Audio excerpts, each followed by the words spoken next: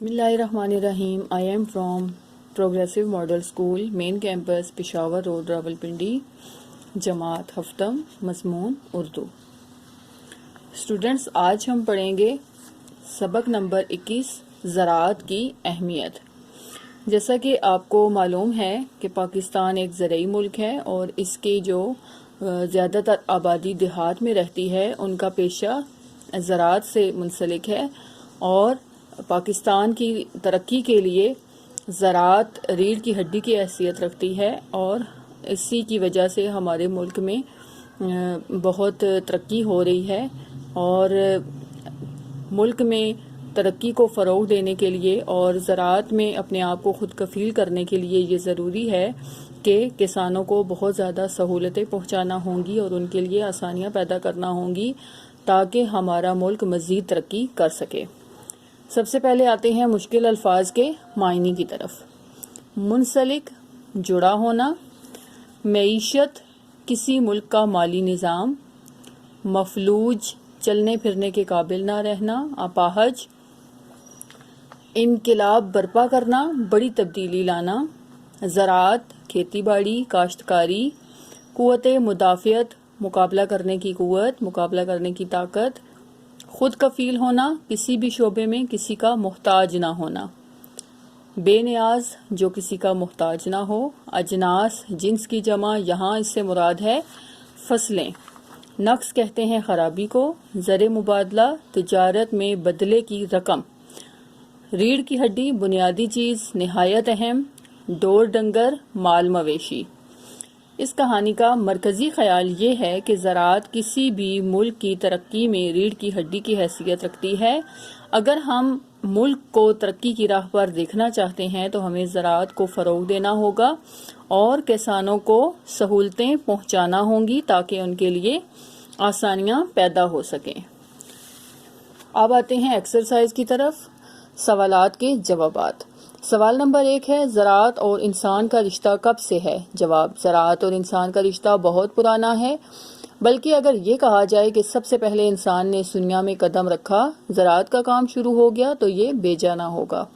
सवाल नंबर 2, क्या किसी ज़माने में ज़राअत की अहमियत कम होगी? जवाब, ज़राअत का ताल्लुक खुराक पैदा करने से है। खुराक इंसानी ज़िंदगी के लिए बहुत ज़रूरी है, इसलिए जब तक इंसान इस दुनिया में मौजूद है ज़राअत की अहमियत कम नहीं हो सकती। सवाल नंबर 3 है, ज़राअत पाकिस्तान की रीढ़ की हड्डी है, वजाहत करें। जवाब, पाकिस्तान बुनियादी तौर पर एक ज़रई मुल्क है। इसकी तरक्की का ज़्यादातर इन्हिसार ज़राअत पर है, इसलिए ज़राअत को पाकिस्तान की हड्डी कहा जाता है।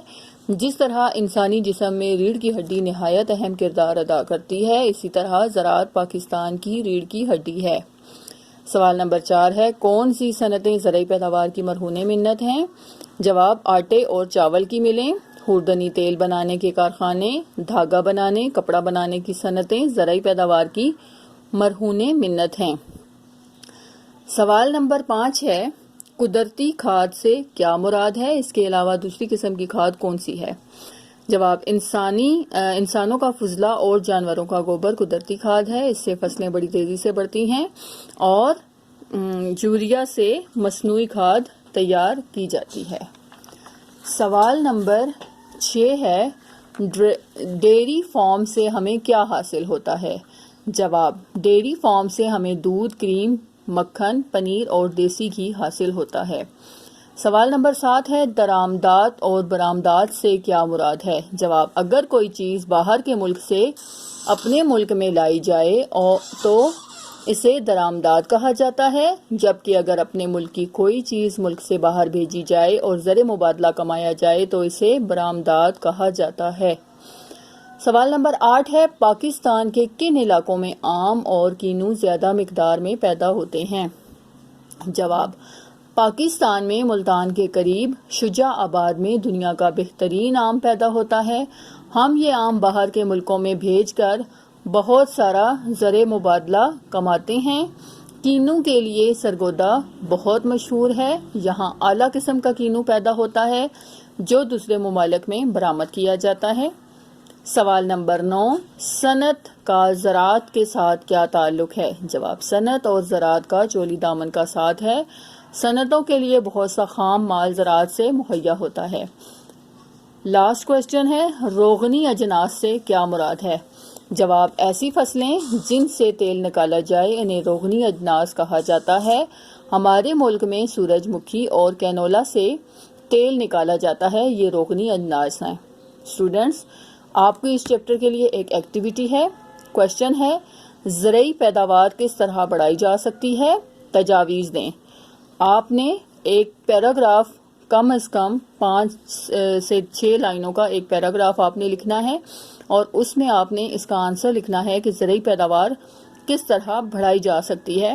یہ آپ پیراگراف کی صورت میں بھی لکھ سکتے ہیں اور پوائنٹس کی صورت میں بھی اس کا آنسر لکھ سکتے ہیں۔